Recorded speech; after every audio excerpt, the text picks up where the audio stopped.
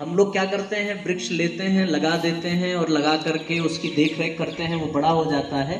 पर वास्तव में मैं 10 मिनट का समय आपसे लूंगा और इस 10 मिनट में आपको इसका महत्व बताने का प्रयास करूंगा कि वृक्षारोपण एक साधारण कार्य नहीं है। आप देख रहे होंगे ऊपर लिखा है कि 10 ऊप समोवापी 10 वापी समो हृदय, 10 हृदय समपुत्र 10 पुत्र समो द्रुमः, अर्थात एक वृक्ष जो है वो 10 पुत्र के समान होता है।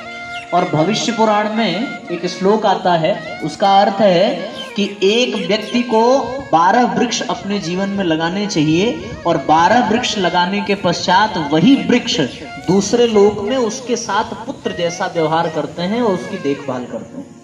आप लोग तो गांव से जुड़े हैं और गांव में आप देख रहे हैं कि जितने भी वृक्ष वगैरह हैं ये हमारे पूर्वजों ने लगाए थे और तब जाकर के हमें कुछ हरियाली और ऑक्सीजन मिला। पर साथियों, आने वाले समय में यदि हमने अपने पूर्वजों की तरह वृक्षारोपण नहीं किया तो हमारी आने वाली पीढ़ियों को ऑक्सीजन नहीं मिलेगा, हमारे आने वाली पीढ़ियों को जल नहीं मिलेगा, हमारे आने वाली पीढ़ियों को स्वच्छ वातावरण नहीं मिलेगा। और जब स्वच्छ वातावरण नहीं मिलेगा तो हमारे आने वाले बच्चे निश्चित रूप से दोस्तों हम सबको गालियां देंगे कि जब ये धरती रहने लायक नहीं थी तो आपने हमको पैदा क्यों कर दिया। हमारे पूर्वजों ने वृक्ष लगाए, अब ये पीपल का वृक्ष यहाँ पर है तो ये न जाने कितने वर्ष पहले हमारे पूर्वजों ने लगाया होगा और इसका लाभ हमको आज मिल रहा है। तो उसी क्रम में हम सबको ये वृक्षारोपण का कार्य सभी लोग आज यहाँ पर अपने अपने हाथों से एक वृक्ष लगाएंगे। हमारे यहाँ गायत्री परिवार में एक नया प्रयोग किया गया कि हम लोग जीवन में कभी वृक्ष लगाएं या न लगाएं, पर अपने जन्मदिन पर, अपने विवाह दिवस पर हम लोगों को वृक्ष लगाना चाहिए।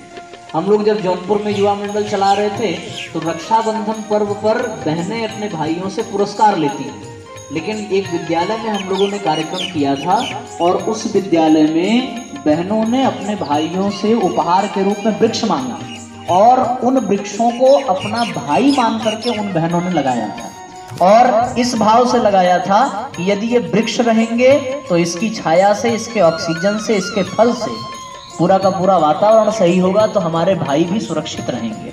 ये भाव था एक बात। दूसरी बात कि हमारे यहाँ देव संस्कृत विश्वविद्यालय है, शांति कुंज हरिद्वार में गायत्री परिवार के तत्वावधान में चलता है। उस विद्यालय में जितने भी बच्चे हैं वो अपने जन्मदिन पर एक एक वृक्ष लगाते हैं और उस वृक्ष को अपना मित्र मानते हैं। हम लोग उसको तरुमित्र कह करके बुलाते हैं, तरुपुत्र कह करके बुलाते हैं। और उसके बाद जब वो बच्चे दुखी होते हैं, परेशान होते हैं क्योंकि वो हॉस्टल में हैं, उनके घर के लोग, उनके माँ बाप के लोग नहीं हैं, तो वो अपने दुख को साझा करने के लिए उन वृक्षों के पास बैठते हैं और उनसे अपना सुख दुख कहते हैं, सुनाते हैं, समझते हैं।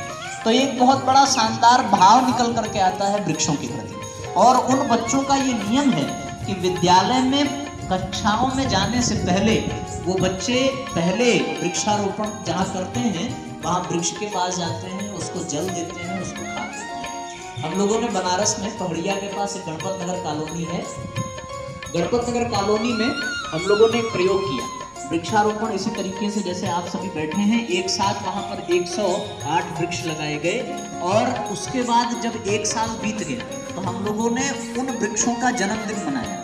और जन्मदिन मनाया तो जन्मदिन के दिन हम लोग क्या करते हैं, जिसका जन्मदिन होता है वो अपने आप में हीरो बन जाता है उस दिन।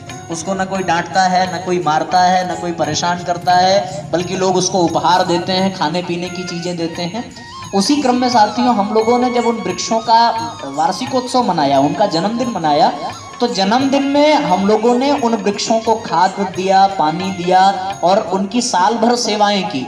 जिन जिन लोगों ने वृक्ष लगाए थे वो अपने वृक्षों के लिए घर से हलवा, पूड़ी, पकवान इत्यादि बना करके ले आए। आप लोगों ने भागवत और महाभारत की कथाएं सुनी होंगी।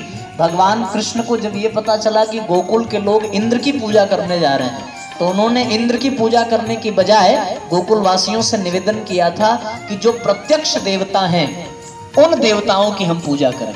और साथियों, प्रत्यक्ष देवता कौन है? प्रत्यक्ष देवता ये वृक्ष हैं, ये नदियां हैं, ये गाय है, ये पर्वत हैं, जिनसे हम सबको कुछ न कुछ प्राप्त होता है। और वहां पर भगवान ने वृक्षों की, पर्वतों की पूजा कराई थी। हम सभी को भी वृक्ष को देवता मान करके उनकी पूजा करना, उनका देखभाल करना, उनकी सुरक्षा करना, ये हम सबकी जिम्मेदारी है।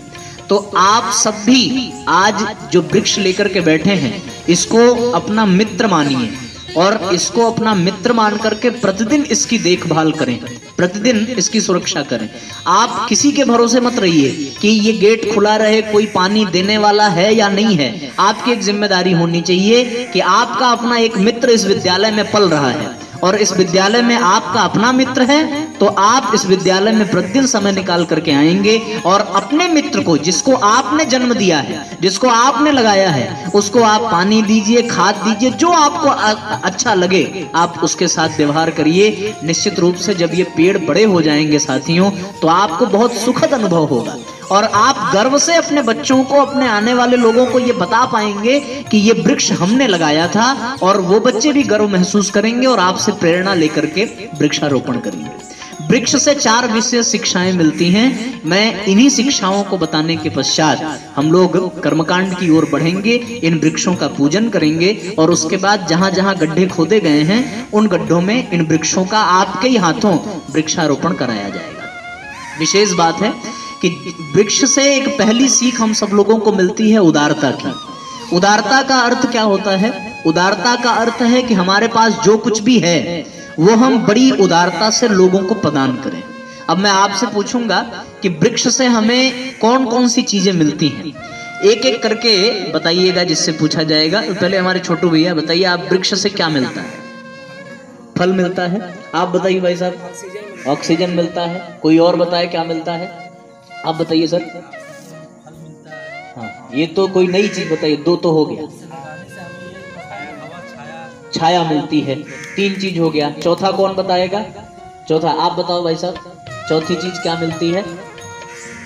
चलो, वृक्ष में फल मिलता है, ऑक्सीजन मिलता है, छाया मिलती है। ये 3 भाइयों ने 3 बता दिया। चौथी चीज आप बताइए, वृक्ष से और क्या मिलता है? कोई बताएगा? कौन है जो चौथी चीज बता सकता है? बहुत बहुत तालियां बजाइए छोटू भैया के लिए एक साथ। एक चौथी चीज है कि वृक्ष से क्या मिलता है? लकड़ियां मिलती हैं। और एक 5वीं चीज भी है साथियों कि एक वृक्ष जब लग जाता है तो उस पर न जाने कितने पशु पक्षियों, कीड़े मकोड़ों को भोजन और आश्रय मिल जाता है। पर यह है कि वृक्षारोपण ही एक ऐसा कार्यक्रम है, वृक्षारोपण ही एक ऐसा पुनीत कार्य है जिसको करने के पश्चात आपको अश्वमेध यज्ञ जितना पुण्य प्राप्त होगा, आपको 10 पुत्रों को गोद लेने जितना पुण्य प्राप्त होगा। ये वृक्षारोपण की विशेष बात है। ये सारी चीजें बहुत अधिक मात्रा में आप सब जानते ही होंगे, इसमें कोई नई बात हो सकता है, कुछ एक नई बातें हों जो आप सबको पता चली हों, पर ये सब जानते हैं कि वृक्षारोपण बहुत ही शानदार कार्यक्रम है और हम सबको इस धरती को बचाना है, इस धरती को सुंदर बनाना है। मैं ये कहूँगा कि आपके रौना खुर्द गांव में आज इस वृक्षारोपण कार्यक्रम की शुरुआत हुई है। हम लोग आने वाले वर्षों में, आने वाले दिनों में हम लोग इस कार्यक्रम को और भी इस गांव में गति देंगे और आप सब वृक्षारोपण का एक संगठन बना लें आपस में, जितने भी भाई हैं आप उसमें अपना एक, जैसे हमारे सुनील जी हैं बराबर युवा मंडल से जुड़े हैं, आप लोग भी भैया वहाँ खड़े हैं, यहाँ सामने आ जाइए और यहाँ पर आकर के एकत्रित हो जाएं। तो साथियों, कहने का अर्थ ये है कि हम लोग यहाँ पर एक वृक्षारोपण का संगठन बना लें, जो हम लोग एक संकल्प लें कि हम लोग इस गांव के अलग अलग क्षेत्रों में हम लोग वृक्षारोपण का कार्यक्रम चलाएंगे। श्रावण पूर्णिमा से, गुरु पूर्णिमा से लेकर के श्रावणी पूर्णिमा तक बनारस में हम लोग हर रविवार को 51 से 101 पेड़ किसी विद्यालय में, किसी बगीचे में, किसी पार्क में बराबर लगाते हैं। आप सब भी एक मन में संकल्प ले लें। और साथियों, एक विशेष बात मैं आपको बताऊं, आपको जानकर के आप नेट पे भी सर्च करना, ये हमारे कलकत्ता में दिया की एक टीम है। दिया मतलब डिवाइन इंडिया यूथ एसोसिएशन, हमारे गायत्री परिवार के युवा भाई हैं। वहां पर गायत्री परिवार का एक युवा मंडल है और कलकत्ता की टीम ने एक छोटा सा संकल्प लिया। संकल्प ये लिया कि हम लोग कोई बड़ा काम नहीं कर सकते, हम लोग पूरी दुनिया को नहीं बदल सकते, लेकिन एक छोटा काम लेते हैं अपने हाथ में। और सर, उन्होंने प्रति सप्ताह एक ही पेड़ लगाने का संकल्प लिया। पहले उनकी संख्या 2-4 थी और आपको जानकर के खुशी मिलेगी कि हम लोगों ने पिछले 31 तारीख को, रविवार पड़ा था ना, 31 तारीख को वहां पर कलकत्ता में 500वां रविवार उन लोगों ने सेलिब्रेट किया। मतलब ये है कि पिछले 5-10 सालों में उन्होंने हर रविवार को, चाहे बरसात हो, चाहे आंधी तूफान, ठंडी गर्मी, हर चीजें हो, कहीं कोई दिक्कत नहीं थी उनको। उनका संकल्प था कि एक भी रविवार खाली नहीं जाना चाहिए और हर रविवार को एक पेड़, कम से कम एक पेड़ तो लगना ही चाहिए। अगर वो भाई पिकनिक मनाने के लिए या कहीं घूमने के लिए कलकत्ता से बाहर भी हैं, मान लीजिए वो बनारस आ गए हैं, तो वो बनारस के लोगों से संपर्क करते थे और कहते थे कि हमारा रविवार छूटना नहीं चाहिए, हमको बनारस में एक पेड़ लगाना है।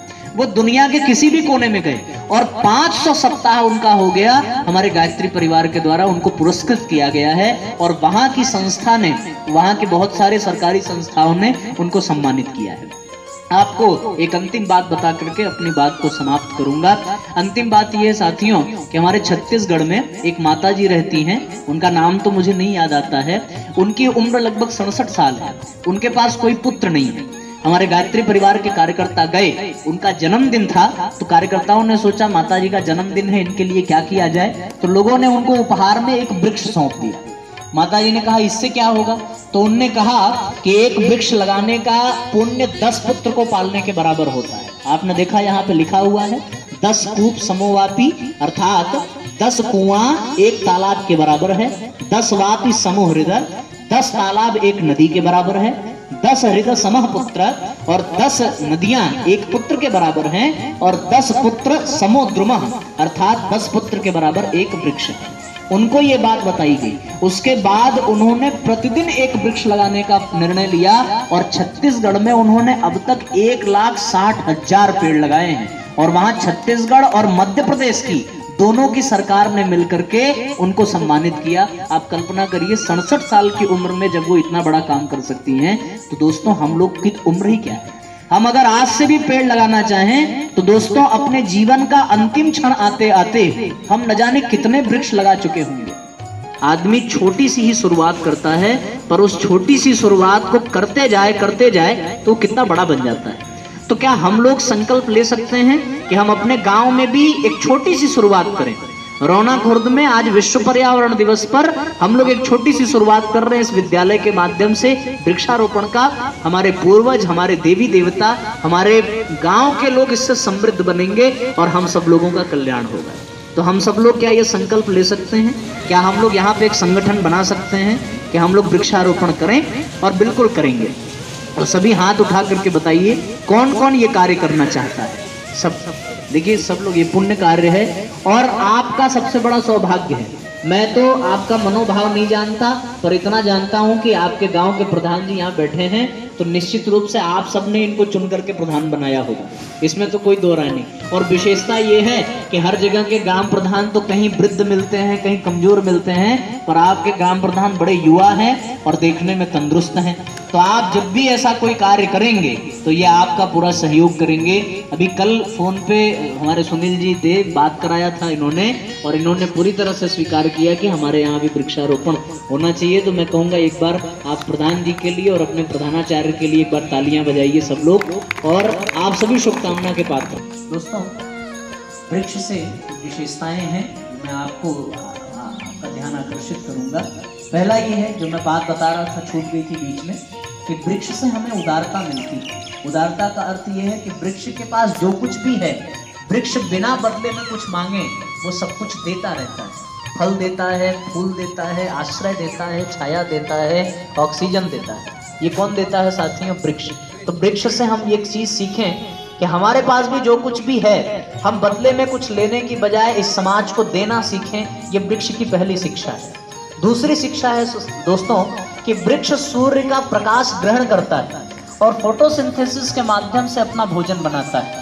हम भी सूर्य की रोशनी को ग्रहण करें और सूर्य के प्रकाश को ग्रहण करके जन जन तक प्रकाश पहुंचाएं।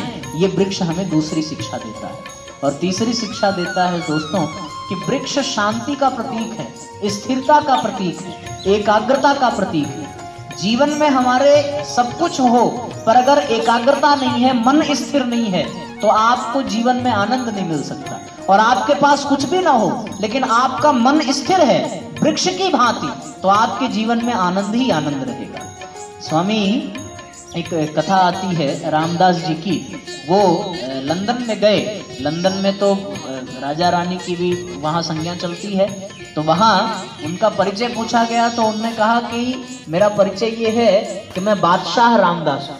उन्होंने कहा बादशाह के ऊपर तो सोने का मुकुट होता है, हथियार होता है, सैनिक होते हैं, आप कैसे बादशाह हैं?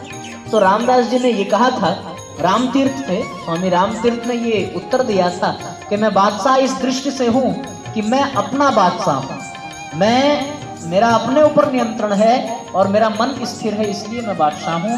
दोस्तों, दुनिया को जो जीतता है उसको वीर कहते हैं, पर जो मन को जीत ले, मन को स्थिर कर ले, वो कौन होता है? वो महावीर कहा जाता है। इसलिए वृक्ष से हमें एक और सीख मिलती है कि हम अपने मन को स्थिर करें। ये वृक्ष का ही ये है। वृक्ष हमें शीतलता प्रदान करता है, शांति प्रदान करता है, और वृक्ष से हमें औषधियाँ भी मिलती हैं।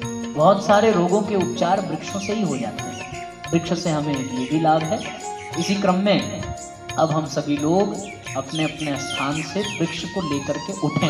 ओम भूर्भुवः स्वः तत्सवितुर्वरेण्यं भर्गो देवस्य धीमहि धियो यो नः प्रचोदयात्।